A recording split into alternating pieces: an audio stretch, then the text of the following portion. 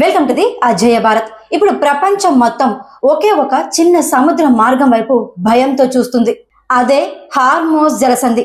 ఇక్కడ గొడవ జరిగితే అమెరికాలో కార్లు ఆగిపోతాయి, యూరోప్ లో ఫ్యాక్టరీలు మూతపడతాయి. అన్నిటికంటే ముఖ్యంగా మన భారతీయ వంటింట్లో గ్యాస్ సిలిండర్ల ధరలు మండిపోతాయి. అసలు అక్కడ ఏం జరుగుతుంది? మనం ఊహించిందేంటి, ఇప్పుడు జరుగుతున్నదేంటి? మన దేశంలో గ్యాస్ ప్రాబ్లమ్స్ రాబోతున్నాయా? భారత్ దగ్గర ఇప్పుడున్న బ్రహ్మాస్త్రం ఏంటి? Let's dive in. ఈ హార్మోజ్ జలసంధి అనేది ఇరాన్ మరియు ఒమెన్ మధ్య ఉన్న ఒక చిన్న సముద్ర దారి. ప్రపంచం మొత్తానికి కావలసిన 20% గ్యాస్, చమురు మొత్తం ఇక్కడ నుండే రావాలి. మనం ఏమనుకున్నాం, యుద్ధం జరిగినా కూడా ఈ దారిని ఎవరు ఆపలేరు, ఎందుకంటే ఈ దారిని ఆపడం వల్ల ఊహించని నష్టం జరుగుతుంది.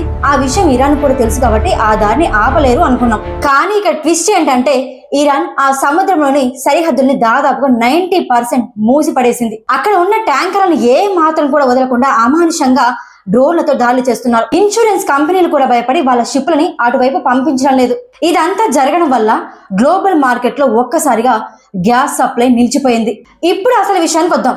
మన భారత్ తనకు కావాల్సిన దానికంటే కూడా ఎక్కువ, అంటే 60% వంట గ్యాస్ ని, ఎల్పిజి గ్యాస్ ని గల్ఫ్ దేశాల నుంచి దిగుమతి చేసుకుంటుంది. ముఖ్యంగా ఖతార్ నుంచి మనకి భారీగా గ్యాస్ వస్తుంది. మనం ఊహించలేనంతగా వస్తుంది గ్యాస్. ఇప్పుడు అదే ఖతార్ గ్యాస్ ప్లాంట్ పై విధ్వంసం సంభవించింది. ఖతార్ లోని రాస్ లఫాన్ లో ప్రపంచంలోనే అతిపెద్ద గ్యాస్ ప్లాంట్లు ఉన్నాయి. ఆ అతిపెద్ద గ్యాస్ ప్లాంట్ లో ఒక దానిలో పేలుడు సంభవించింది. ఆ పేలుడు దాటికి ప్లాంట్ లోని ప్రధాన గ్యాస్ టర్బైన్లు, ప్రాసెసింగ్ యూనిట్లు తీవ్రంగా దెబ్బతిన్నాయి. ఆకాశంలోకి కిలోమీటర్ల ఎత్తున మంటలు ఎగిసిపడ్డాయి. దీనికి కారణం సాంకేతిక లోపం అయి ఉండొచ్చు అంటున్నారు, గ్యాస్ లీకేజ్ అయి ఉండొచ్చు అంటున్నారు. ఇవన్నీ ప్రధాన కారణాలు అయ్యున్నా కూడా దీనికి ముఖ్యంగా అంతర్జాతీయంలో కుట్ర కోణ లోపం కూడా ఉండొచ్చు అని చర్చనీయాంశంగా మారుతుంది. నిజానికి మనం ఏమనుకున్నాం, ఖతార్ లాంటి ధనిక దేశం దగ్గర అత్యాధునిక రక్షణ వ్యవస్థలు ఉంటాయి కాబట్టి చిన్న ప్రమాదం జరిగినా కూడా వెంటనే వాటిని పునరుద్ధరిస్తారని అందరూ భావించారు. ఆ బ్లాస్ట్ వల్ల ప్లాంట్ ఉత్పత్తి సామర్థ్యం 40% పడిపోయింది. దాన్ని రిపేర్ చేయడానికి నెలల సమయం పడుతుందని కూడా తేలింది. దీనివల్ల ఖతార్ నుండి గ్యాస్ రావాల్సిన ఓడలన్నీ అక్కడికక్కడ నిలిచిపోయాయి. అసలైన పెద్ద షాక్ మనకి ఇక్కడే తగిలింది. భారత్ తన అవసరాల్లో, గ్యాస్ అవసరాల్లో దాదాపుగా 40 నుండి 45% వరకు ఓన్లీ ఖతార్ నుండి దిగుమతి చేసుకుంటుంది. నిజానికి చెప్పాలంటే మన దేశంలోనే పెట్రోనెట్ ఎల్ఎన్జీ కంపెనీకి ఖతార్ ప్రధాన సరఫరాదారు. అక్కడ బ్లాస్ట్ అవ్వగానే ఇక్కడ స్టాక్ మార్కెట్ లో షేర్లు పూర్తిగా పడిపోయాయి. స్పాట్ మార్కెట్ లో గ్యాస్ ధరలు ఒక్కసారిగా 300% పెరిగాయి. దీనివల్ల మన దేశంలో యూరియా, విద్యుత్ ఉత్పత్తి, గ్యాస్ డిస్ట్రిబ్యూషన్ ధరలు విపరీతంగా పెరిగాయి. ఖతార్ నుండి రావాల్సిన దాదాపుగా 10 నుండి 12 భారీ షిప్లు అక్కడికక్కడే ఆగిపోవడంతో మన దగ్గర గ్యాస్ కొరత ఏర్పడి పారిశ్రామిక ఉత్పత్తి పూర్తిగా పడిపోయింది. మన దగ్గర పరిస్థితి ఇలా ఉంటే ప్రపంచ దేశాల్లో వాటి పరిస్థితి ఎలా ఉండొచ్చు? ఓన్లీ భారతదేశం మాత్రమే కాదు, జపాన్, దక్షిణ కొరియా, భారత్, ఈ 3 దేశాలు కూడా గ్యాస్ కొరతతో పోటీ పడాల్సిన పరిస్థితి ఏర్పడింది. మరి ఇలాంటి పరిస్థితుల్లో భారత్ స్ట్రాటజిక్ ప్లాన్ ఏంటి? ఇలాంటి ప్రమాదాలు జరిగినప్పుడు ఒక దేశం మీద ఆధారపడడం రిస్క్ అని భారత్ గ్రహించింది. అందుకే ఇప్పుడు అమెరికా, రష్యాతో దీర్ఘకాలిక ఒప్పందాలు కూడా చేసుకుంటుంది. యుఏఈతో కొత్తగా గ్యాస్ డీల్ కూడా కుదుర్చుకుంది. దేశంలో స్ట్రాటజిక్ గ్యాస్ రిజర్వ్స్ ఏర్పాటు చేయాలని నిర్ణయించింది. దీన్నే సింగిల్ పాయింట్ ఫెయిల్యూర్ అని కూడా చెప్పొచ్చు. ఎందుకంటే ఈ రోజు మనం ఒక ఖతార్ మీద మాత్రమే ఆధారపడడం వల్ల అక్కడ ఒక చిన్న బ్లాస్ట్ జరిగితే ఈ రోజు మన వంటి లాగిపోయే పరిస్థితికి వచ్చింది. ఇప్పటికే ఢిల్లీ లాంటి చోట్ల సిలిండర్ ధర 60 రూపాయలు పెరిగి 913 రూపాయలకు చేరింది.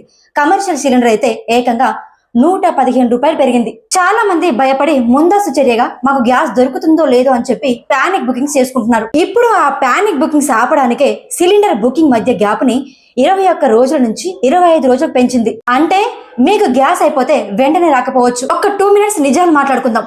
ముంబై, బెంగళూరు లాంటి సిటీల్లో గ్యాస్ కొరత వల్ల హోటల్స్ కొన్ని వంటకాలు చేయడం కూడా ఆపేస్తున్నాయి. పరిస్థితి ఇలాగే ఉంటే సామాన్యుడికి గ్యాస్ దొరకడం గగనతనం అయిపోతుంది. మన పరిస్థితి ఇలాగా ఉందంటే మన పక్కన ఉన్న శ్రీలంక పరిస్థితి ఇంకా దారుణంగా ఉంది. అక్కడ గ్యాస్ కోసం కిలోమీటర్ల కొద్ది లైన్లు కనిపిస్తున్నాయి. అటు యూరోప్ లో గ్యాస్ ధరలు 50% పైగా పెరిగిపోయాయి. అమెరికా తన దగ్గర ఉన్న రిజర్వ్ ఆయిల్ ని బయటికి తీస్తుంది. ప్రపంచ దేశాలన్నీ ఇప్పుడు ఎనర్జీ కరువులో ఉన్నాయి. మరి భారత్ చేతులు కట్టుకొని కూర్చుందా? లేదు, నన్ను నమ్మండి. భారత్ స్ట్రాటజిక్ ప్లాన్ లో ఎప్పుడూ ముందే ఉంటుంది. భారత్ దగ్గర విశాఖపట్నం, మంగళూరు, పడూర్లలో భూగర్భంలో భారీ చమురు నిల్వలున్నాయి.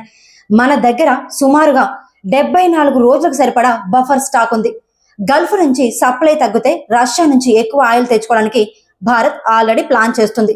ఇండస్ట్రీలకు ఇచ్చే గ్యాస్ ని తగ్గించి ముందుగా మన ఇళ్ళకి ఇచ్చేలా ప్రభుత్వం ఆర్డర్స్ పాస్ చేసింది.